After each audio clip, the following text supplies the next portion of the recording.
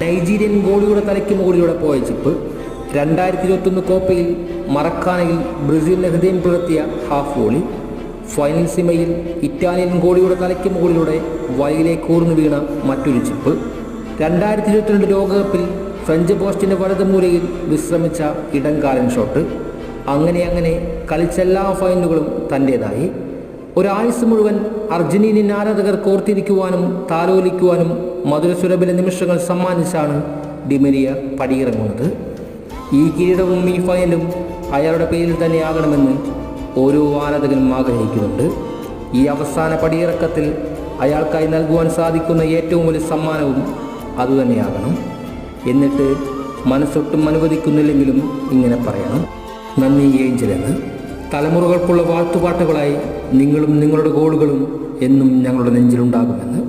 C U Angel എന്ന്.